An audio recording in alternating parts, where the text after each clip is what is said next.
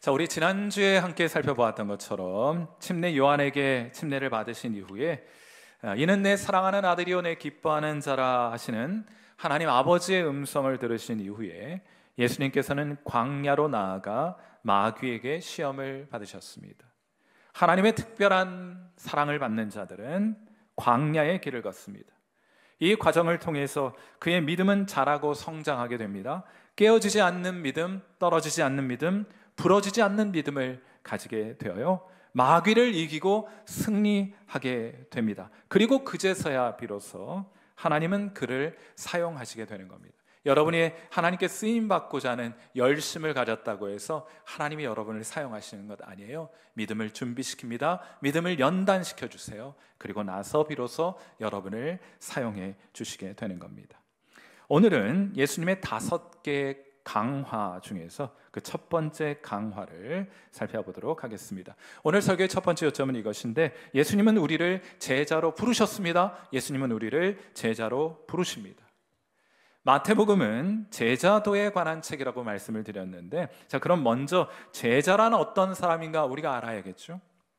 예수님께서 마태복음 28장 19절에서 말씀하셨습니다. 그러므로 너희는 가서 모든 민족을 제자로 삼아 아버지와 아들과 성령의 이름으로 침례를 베풀어라 하고 말씀을 하세요. 제자는 어떻게 삼는 것이냐? 예수님은 그냥 말만 하고 너희가 그렇게 하라고 던져주시는 분이 아니고 친히 모본을 보여주시는 분이십니다. 예수님께서 직접 보여주셨단 말이에요. 예수님께서 공생애를 시작하게 되셨을 때 가장 먼저 하셨던 일은 가서 제자를 삼으신 일이었습니다. 누구에게 가셨습니까? 베드로와 그의 형제 안드레에게 가셨습니다. 그리고 이렇게 말씀하셨어요. 마태복음 4장 19절, 말씀하시되 나를 따라오라. 내가 너희를 사람을 낚는 어부가 되게 하리라 하고 말씀하셨어요. 나를 따라오라. 그리고 그 부르심을 받은 자들은 이렇게 반응했습니다. 마태복음 4장 20절 말씀이에요. 그들이 곧 그물을 버려두고 누구를 따릅니까? 예수를 따르니라. 아멘. 여러분, 사랑하는 성도 여러분, 누가 제자입니까? 여러분은 예수님의 제자입니까? 어떤 사람을 성경은 제자라고 부릅니까? 어떤 신앙적인 전통, 종교적인 신념을 따르는 사람을 예수님의 제자라고 부르는 것이 아니라, 누구를 따르는 사람을요? 예수를 따르는 사람, 예수님을 따라다니는 사람을 예수님의 제자라고 부릅니다. 예수님을 쫓아다니는 사람이 예수님의 제자인 것이에요. 자, 그런 의미에서 여러분은 예수님의 참된 제자가 맞습니까? 한 번은 사도 요한이 복음을 전하다가 체포되었어요. 그래서 반모섬에 유배를 당하게 됩니다. 이때에도 그는 하나님을 예배하였는데, 한 번은 어느 주일 예배 중에, 그러니까 고난 가운데 있는 성도는 오히려 하나님께 더 예배해야 되는 거예요. 예배 중에 환상이 이 사도 요한에게 임하게 됩니다. 하늘의 문이 활짝 열리고 그 천상에서 이루어지는 예배의 광경을 목도하게 되는 은혜를 경험하게 되었어요. 이때 요한은 구원받은 성도들이 시온산에 서서 하나님을 찬양하는 장면을 보게 되었습니다. 아마 여러분도 그 사람들 가운데, 그 무리들 가운데 있었던 것으로 보여요. 그 숫자는 14만 4천 명이요, 그들의 이마에는 하나님 아버지와 어린 양의 이름이 새겨져 있었습니다. 사도 요한은 이 사람들에 대하여 설명하면서 이렇게 말합니다. 요한계시록 14장 4절 말씀이에요. 자, 우리 이 말씀 같이 읽겠습니다. 시작. 이 사람들은 여자와 더불어 더럽히지 아니하고 순결한 자라, 어린 양이 어디로 인도하든지 어떻게 합니까? 따라가는 자며 사람 가운데에서 속량함을 받아 처음 익은 열매로 하나님과 어린 양에게 속한 자들이니. 사랑하는 성도 여러분, 누가 예수님의 제자입니까? 나와 함께 가자 하시는 예수님의 부르심에 응답하여 예수님을 따르는 자가 제자이고, 예수님의 부르심에 응답하여 어디로 인도하시든지 예수님을 따라가는 자가 성경이 말하는, 마태복음이 말하는 예수님의 제자입니다. 예수님의 수제자 베드로는 이렇게 고백합니다. 요한복음 6장 68절. 사람들이 어려움을 만나니까 다 예수님을 떠나가요. 예수님 곁을 지키지 않습니다. 다 떠나가요. 그들을 지켜보면서 예수님께서 제자들에게 물으시는 겁니다. 너희도 나를 떠나려느냐? 그때 시몬 베드로가 제자들을 대표하여 이렇게 말합니다. 같이 한번 읽어요. 시작. 시몬 베드로가 대답하되 주여 영생의 말씀이 주께 있사오니 우리가 누구에게로 가오리이까? 아멘. 여기서 말하는 우리가 누구입니까? 바로 제자들인 거예요. 우린 달리 갈 데가 없습니다. 그래서 주님만 따릅니다. 사실 갈 데가 없어요. 이제 끝이에요. 여기가 끝이에요. 더 이상 갈 데가 없습니다.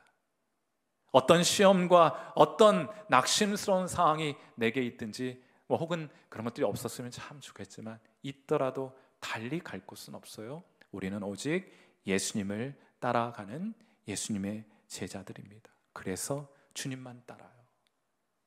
이렇게 고백하는 사람들이 예수님의 제자입니다. 정리해 볼게요. 누가 예수님의 제자입니까?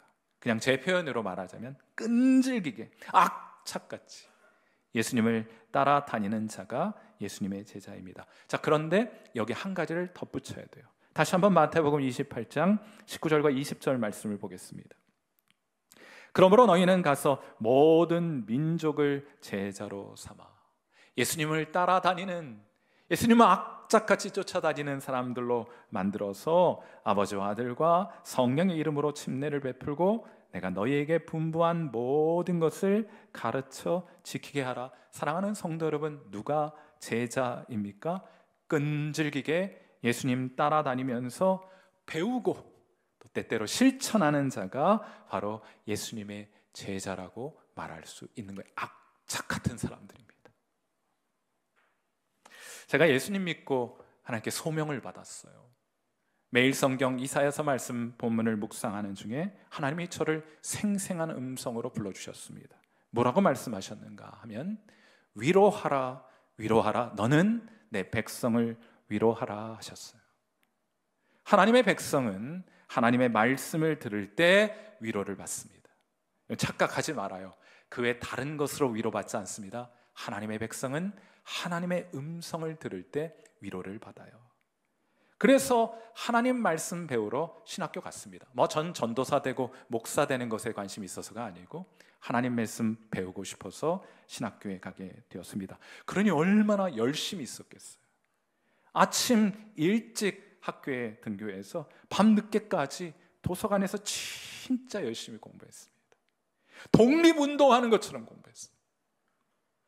그래야 하는 줄 알았습니다. 그때 이제 막 결혼해가지고 신학교에 간 상황이었는데 지금도 아내에게 참 미안해요. 교회 사역할 사람인 줄 알고 결혼을 했을 텐데 독립운동하는 사람을 만났으니까 여간 미안한 일이 아닐 수가 없었어요. 아무튼 열심히 책 읽고 열심히 공부했습니다. 한 번은 강의를 마쳤는데 강의 시간에 문제가 해결되지 않았어요. 한 구약학 교수님을 화장실까지 쫓아갔습니다. 나란히 서서 소변을 보면서 질문을 했습니다. 그때 곁눈으로 쳐다보시더만은 참 별 희한한 놈도 다 있다 싶으셨는지 교수님은 화장실 천정만 바라보시다가 자기 볼 일만 보시고 아무 대답 없이 가셨어요. 질문을 했는데 아무 대답 없이 가버리셨어요. 나는 아직 볼 일이 남아 있었는데, 아직 알고 싶은 것이 남아 있는데 다 알지 못했는데 그냥 나가버리셨어요. 제가 상처를 크게 받았습니다. 그래서 저는 지금도 우리 교인들이나 제가 가르치는 학생들이 질문을 하면 꼭 대답을 하려고 애쓰고 노력하는 편입니다. 주식이나 건강 비법에 대해 물으시면 전 대답 잘 못해요. 그런데 성경에 대해서 물으면 화장실에 서 있는 심정으로 제가 자료를 뒤져서라도 꼭 대답해 주려고 애쓰고 노력합니다. 사랑하는 성도 여러분, 제자는 끈질기게 예수님을 따르면서 배우는 사람입니다. 최소한 배우려고 하는 사람들이에요. 여러분은 무엇을 그리고 누구를 끈질기게 따르고 계십니까? 여러분 예수님을 악착같이 따르고 계십니까? 그런 의미에서 여러분은 예수님의 제자이십니까? 여러분, 예수님의 참된 제자 맞습니까? 오늘 설교의 두 번째 요점은 예수님은 우리를 가르쳐 주신다는 거예요. 제자로 삼고 우리를 가르쳐 주세요. 예수님의 제자는 그냥 예수님만 따라다니는 사람이 아니라 따라다니면서, 끈질기게 따라다니면서 배우려는 사람이에요. 무엇을 배워야 하느냐. 예전에 이제 우리 학창 시절에 이제 대학 입시 교재가 많지가 않았어요. 딱 정해져 있었어요. 수학은 뭘 보면 됩니까? 공부 좀 해보신 분들은 즉각 나오네, 그죠? 수학의 정석 공부했습니다. 저기가 한자가 없는 것은 다음 세대고, 저희는 한자가 있는 정석을 보았던 세대예요. 영어도 공부 잘하는 비법, 전설들이 많이 있었습니다. 그래서 영어 사전 찢어가지고 씹어 먹으면 영어 공부 잘한다고 해가지고 제가 화장실에 들어가서 아직도 생생히 기억납니다. 그 동화 사전을 찢어가지고 입에다 넣고 꾹꾹 씹는데 씹을수록 단단해져요. 절대로 삼킬 수 없습니다. 이걸 삼킨 사람은, 그런 정도의 각오로 공부하는 사람이면 틀림없이 영어가 잘하겠다 생각했고, 저는 그걸 삼키지 못하고 그만 뱉어버리고 말았어요. 그래서 제 영어 실력이 이 모양 이 꼴입니다. 그런데 뭐 그렇게 먹어봐야 소용없습니다. 영어는 무엇 가지고 공부하면 됩니까? 성문 종합영어 가지고 공부하면 되는 거예요. 뭔가 공부해야 될 범위가 딱 정해져 있다는 것은 학생에게는 참 다행스러운 일입니다. 그것만 드립하면 되잖아요. 참 다행스럽게도 제자도에 있어서도 교본이 딱 정해져 있어요. 예수님께서 제자들에게 내가 너희에게 분부한 모든 것을 가르쳐 지키게 하라고 말씀하셨습니다. 무엇을 분부하셨습니까? 제자는 무엇을 배워야 합니까? 마태복음이 제자도의 정석입니다. 잘 읽고 습득하시면 되는 거예요. 예전에 그 허영만이라는 화백이 관상에 관련된 만화를, 꼴이라는 제목의 만화책을 출간을 했는데, 이 꼴을 구상할 때 어느 유명한 관상가를 찾아가서 물었습니다. 이 관상에 대해서는 문외한이니까 관상을 주제로 한 만화를 그리기 위해서는 공부부터 해야 되잖아요. 찾아가서 물었어요. 관상을 보려면 얼마나 공부해야 합니까? 그러자 하는 말이 3년은 해야죠. 그는 3년이라는 말에 망설이게 됩니다. 아니, 이제 막 그림 그리고 싶은데 3년 공부하고 그제서야 그림을 그려야 한다고 하니까 망설이게 되었습니다. 그때 이 관상가가 이렇게 말했다고 해요. 공부를 하든 안 하든 3년은 지나갑니다. 이 말 듣고 허영만 화백은 만화를 그리기로 결심했다고 해요. 아니, 공부하기로 결심했다고 합니다. 사랑하는 성도 여러분, 어차피 세월은 흘러갑니다. 여러분은 지난 3년간 무엇을 하셨습니까? 하나님 말씀 읽고 이해하는데 많은 진보를 이루셨습니까? 또 다른 3년이 여러분에게 다가오게 될 것입니다. 어차피 그 3년도 지나가게 될 것이에요. 이때 여러분이 하루하루 성경을 읽고 그 말씀을 이해하기 위해 애쓰고 몸부림치고 그 말씀 따라가기 위해서 열심을 다한다면 당장의 큰 변화가 나타나지 않을지는 모르지만 3년 후에는 그렇지 않은 사람에 비해서 영적으로 적어도 1000보는 앞서가게 될 거예요. 하루에 한 번씩 걸어간다고 하면 3년이면 1000보가 넘어요. 마태복음에는 예수님의 가르침이 모두 5곳에 집중적으로 모여 있습니다. 우리가 그것을 예수님의 5대 강화라는 제목으로 불러요. 그리고 그 첫 번째 강화가 마태복음 5장에서부터 7장까지가 그 첫 번째 강화, 예수님의 가르침을 모아놓은 부분입니다. 자, 이렇게 시작합니다. 마태복음 5장 1절 말씀. 예수님께서 무리를 보시고 산에 올라가 앉으시니 제자들이 나온지라. 자, 그래서 산에서 베푸신 예수님의 가르침이라고 해서 이걸 뭐라고 불러요? 산상수훈이라는 제목으로 부릅니다. 마태복음 5장에서부터 7장까지가 산상수훈이에요. 산에서 하시는 설교를 모아놓은 것입니다. 그리고 이 산상수훈은 이렇게 시작합니다. 마태복음 5장 3절 말씀이에요. 심령이 가난한 자는 복이 있나니 천국이 그들의 것이며. 원래 순서는 이렇습니다. 복이 있도다 심령이 가난한 너희여 하고 시작해요. 복이 있도다 심령이 가난한 자여 천국이 너희의 것임이라 하고 시작합니다. 모두 8번이나 복이 있도다 하고 시작하기 때문에 우리가 이것을 뭐라 불러요? 팔복이라고 부릅니다. 자, 그런데 흥미롭게도 이 팔복을 여러분이 읽어가시면은 이 팔복이라는 이 설교 안에는 명령어가 딱 하나 등장합니다. 제자들이 순종해야 될 명령이 딱 하나 등장해요. 어디에 등장하느냐? 마태복음 5장 12절에 등장합니다. 우리 한번 여러분이 순종해야 할 산상수훈을 듣고 혹은 팔복의 예수님의 설교를 듣고 여러분이 순종해야 될 내용이 여기 있습니다. 마태복음 5장 12절 말씀이에요. 같이 읽습니다. 시작. 기뻐하고 즐거워하라. 하늘에서 너희의 상이 큼이라. 아멘. 이것이 전부입니다. 제자는 그것 하면 되는 거예요. 기뻐하고 즐거워하면 되는 겁니다. 팔복은 복을 받는 비결을 가르쳐주는 설교가 아닙니다. 그건 이방 종교에서나 하는 짓이에요. 이걸 잘하면 신이 내게 복을 주겠지 하는 생각은 이방 종교에나 하는 짓이에요.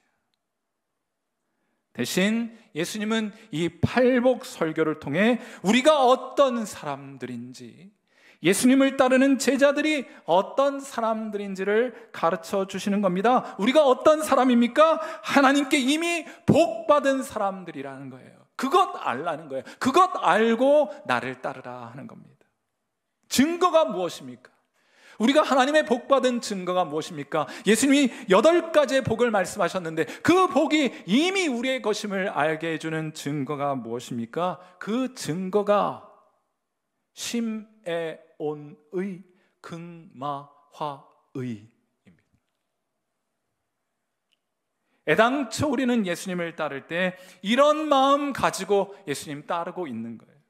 그래서 예수님 말씀하시는 겁니다. 복이 있도다. 나 없이 살아갈 수 없는 심령이 가난한 너희여. 자신과 이 세상의 죄악 때문에 애통해하는 너희여 복이 있도다. 복이 있도다. 하나님 때문에 너그러운 마음 가지고 살아가는 너희여. 복이 있도다. 하나님의 나라가 이 땅 가운데 이루어지기를 간절히 바라는 너희여. 복이 있도다. 다른 사람 불쌍히 여기는 너희여. 복이 있도다. 위선 버리고 진실하고 정직하게 살아가는 너희여. 마음이 청결한 자 복이 있도다. 비난과 다툼을 그치고 좋은 관계를 얻기 위해 자기를 부인하는 너희여. 복이 있도다. 안락한 삶 마다하고 하나님을 위해서라면 죽기를 각오하고 헌신 충성 봉사하는 너희여. 왜냐하면 천국의 문이 너희를 향해 활짝 열려 있기 때문이고 너희가 하나님을 보게 될 것이기 때문이며 하나님이 너희를 위로하시고 너희가 천국의 상속자가 될 것이기 때문이라.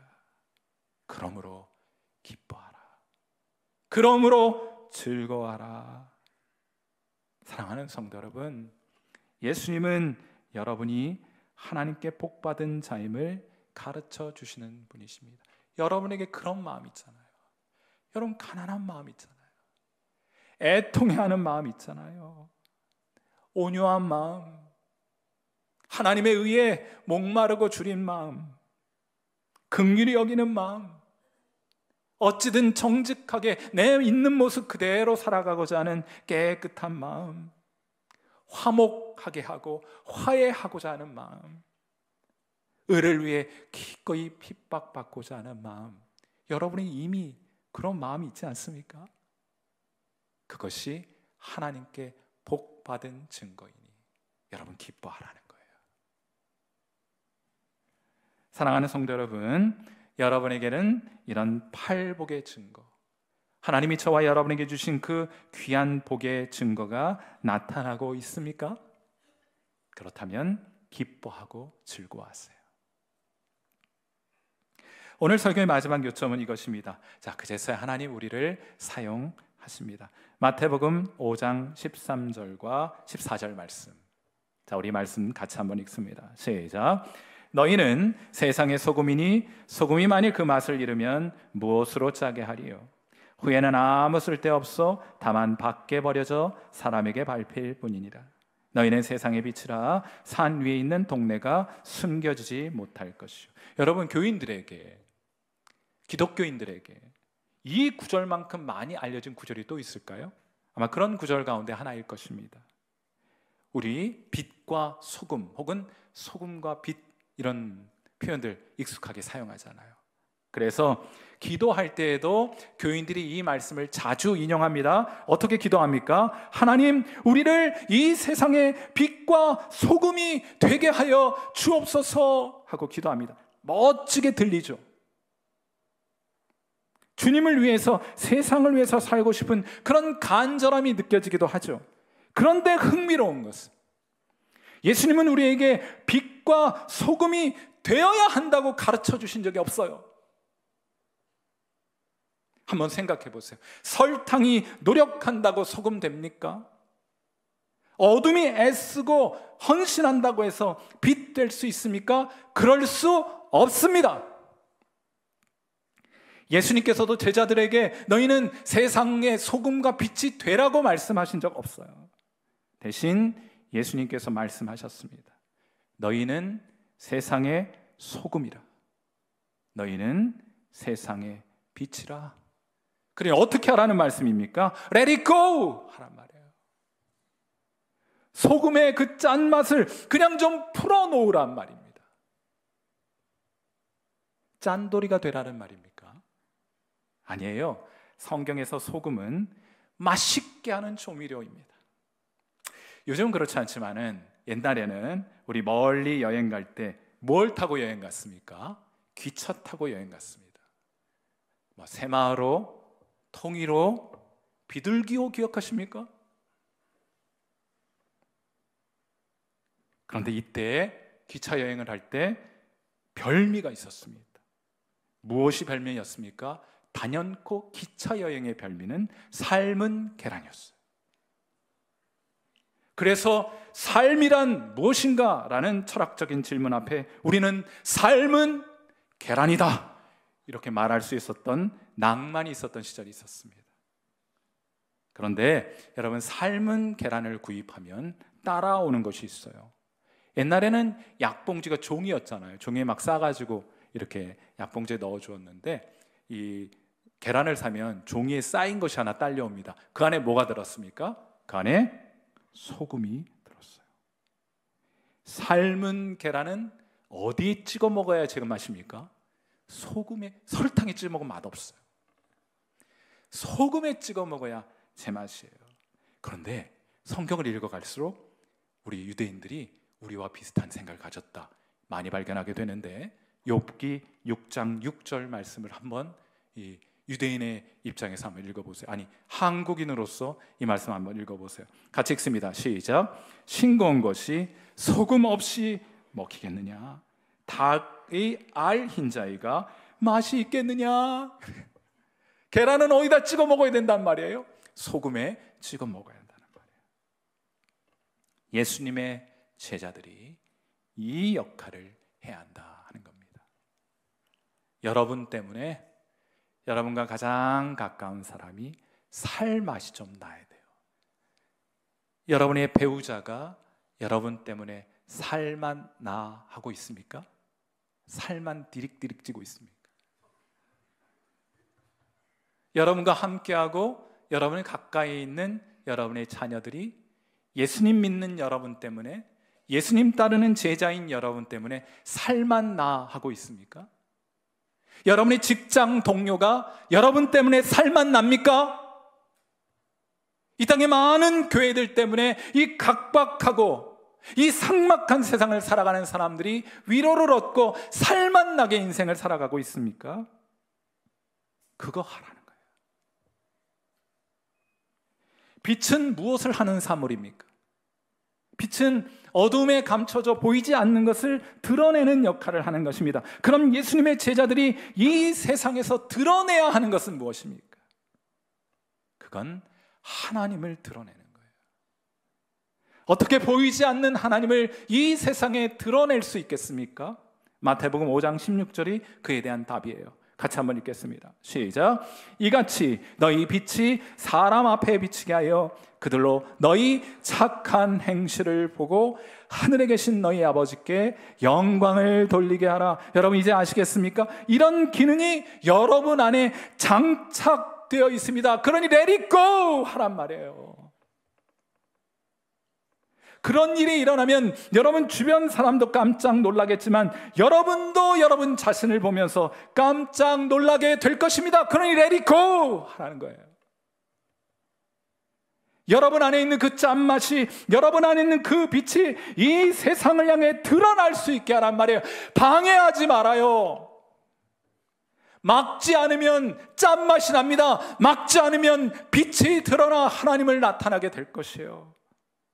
여러분 안에 거하시는 성령께서 인도하시는 대로, 여러분 안에 새겨진 말씀이 여러분을 이끄시는 대로 그대로 따라가라는 말이에요. 제발 방해하지 말고 let it go 하게 하란 말입니다.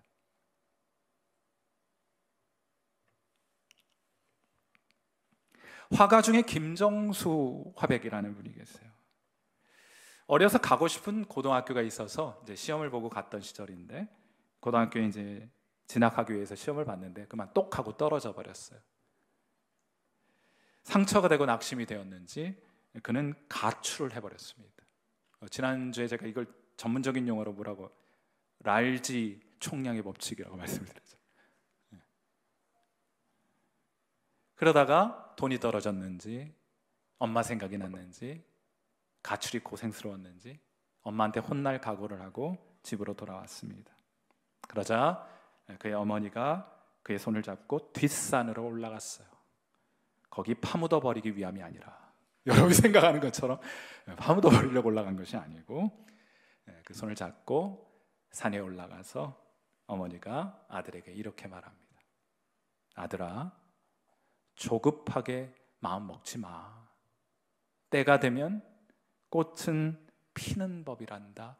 국제시장에서 장사하시는 이 어머니, 삶에 대한 깊은 철학을 가지고 계셨던 거예요. 때가 되면 꽃은 피는 법이란다. 그러면서 어머니가 주변에 흐드러지게 피어있는 진달래꽃을 잔뜩 따가지고 아들 앞에 퍽 뿌리면서, 아이고 내 아들 잘 되라, 내 아들 잘 되라 그러면서 진달래꽃을 뿌려준 거예요. 무엇한 겁니까? 꽃길을 깔아주신 거예요. 후일 이 김정수 화백은 미대생이 되어서 프랑스로 유학을 떠나게 되고, 그는 설치 미술가로 미술계에 상당한 인정도 받고 프랑스의 영주권도 받게 됩니다. 그런데 이 작품 활동을 하면 할수록 점점 자기 자신을 잃어가는 자신을 발견하게 된 겁니다. 그래서 그림을 그리지 않기 시작했어요. 설치 미술이니까 그 미술을 하지 않기로 합니다. 3년의 세월이 지났어요. 나는 무엇을 추구하며 예술 활동을 해야 될 것인가? 그렇게 고심하다가 고국으로 돌아와 진달래를 모티브로 하는 그림을 그리기 시작해요. 그의 그림엔 진달래 꽃잎이 소쿠리의 고봉밥처럼 소복하게 쌓여있는 그림을 그리기 시작합니다. 가난했던 시절 자신은 굶어도 자식들에게는 고봉밥을 지어내민 어머니의 마음을 표현하기 위해서. 여러분, 그런데 흥미로운 것은 이 연작을 하거든요. 이런 종류의 그림만 그려요. 그런데 이 그림의 제목이 뭔 줄 아세요? 이 그림의 제목이 축복입니다. 오늘 설교 말씀을 준비하는데 너무 정확하게 우리의 이야기를, 성경의 이야기를 잘 요약해주는 이야기라고 생각이 들었어요. 사랑하는 성도 여러분, 하나님께서 여러분을 구원해 주신 이유도 똑같습니다. 오늘 또 한 번의 기회를 저와 여러분에게 주신 이유도 똑같아요. 여러분의 작품을 통하여, 여러분의 착한 행실을 통하여 하나님의 세상을 이 세상에 드러내시기 위하여, 하나님의 사랑을 이 세상에 드러내시기 위하여 하나님은 여러분을 구원해 주신 거예요. 구원에는 분명한 목적이 있습니다. 이 목적을 이루시기 위해서 하나님 저와 여러분을 구원해 주신 거예요. 사랑하는 성도 여러분, 그런 영적인 화가의 작품 활동 이번 주에도 잘 감당하실 수 있겠습니까? 우리 옆에 계신 집사님들께 한번 이렇게 질문해 보세요. 집사님, 이렇게 부탁해 보세요. 집사님, 아니 집사님, 오늘은 이렇게 한번 불러보세요. 김화백님. 다시 한번 김화백님. 그렇다고 김화백님 하시면 어떡합니까? 옆에 계신 분이 최화백님이라고 하셔야지. 어디 저만 따라 하십니까? 네. 다시 한번 김화백님 잘 부탁드립니다. 아멘이십니까? 여러분을 통해 하나님의 사랑이 이 세상에 드러내게 하는 작품 활동 잘 감당하시는 저와 여러분 되시기를 주님의 이름으로 축원해 드립니다. 우리 함께 기도하겠습니다. 자, 우리 반주 들으시면서 함께 기도하죠. 주님, 우리로 끈질기게 주님을 따르는 이 세상을 따라다니는 사람이 아니라 우리 자녀 따라다니고 돈 따라다니고 세상의 명예와 인기 따라다니는 그런 사람 아니라 예수님 따라가는 예수님의 제자 되게 하옵소서. 우리로 주님을 따르며 주님을 알고 주님을 더 깊이 배워가게 하옵소서. 이렇게 한번 좀 기도해 보시고요. 두 번째로는 주께서 우리에게 가난한 심령, 애통하고 온유하고 의에 줄이고 목마른 심령 주셔서 감사합니다. 이것이 하나님께서 우리에게 주시는 복의 증거가 됨을 믿습니다. 하나님께서 저 하늘문 활짝 여시고 우리에게 부으시는 하늘의 복을 우리로 한껏 누리게 하여 주옵소서. 네, 마지막으로 하나님께서 우리를 이 세상의 소금과 빛 되게 하셨으니 우리의 착한 행실로 이 세상에서 하나님을 드러내게 하시고 각박하고 삭막한 이 세상을 살맛 나는 세상으로 변화시키는데 우리를 사용하여 주옵소서. 우리 시간 함께 통성으로 하나님 앞에 기도하는 시간 같습니다. 기도하겠습니다. 하나님 아버지 은혜와 사랑을 감사하고 오늘 사랑하는 귀한 성도들 예수님 따라 예수님의 부르심을 따라 이곳 예배 자리에 나와 하나님을 바라보고 주목해 보게 하시니 감사합니다. 우리가 이런 사람입니다. 예수님 없인 살아갈 수 없습니다. 그 외 다른 곳으로 나아갈 수 없어 주님만 따르는 주님만 바라보는 주님의 제자들입니다.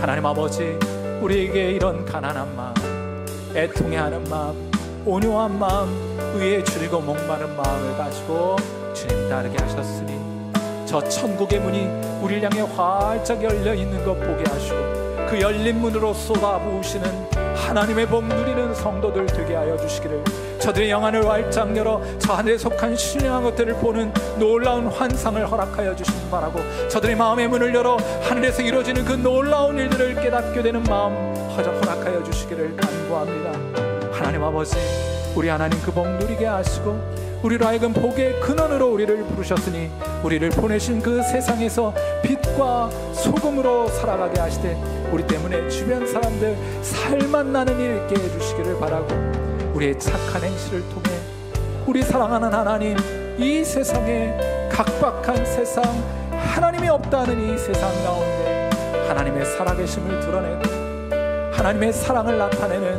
하나님 은혜의 통로로, 그 복의 통로로, 그 축복의 통로로 우리를 사용하여 주옵소서. 함께하여 주시는 주의 은혜를 감사하고 예수님의 이름으로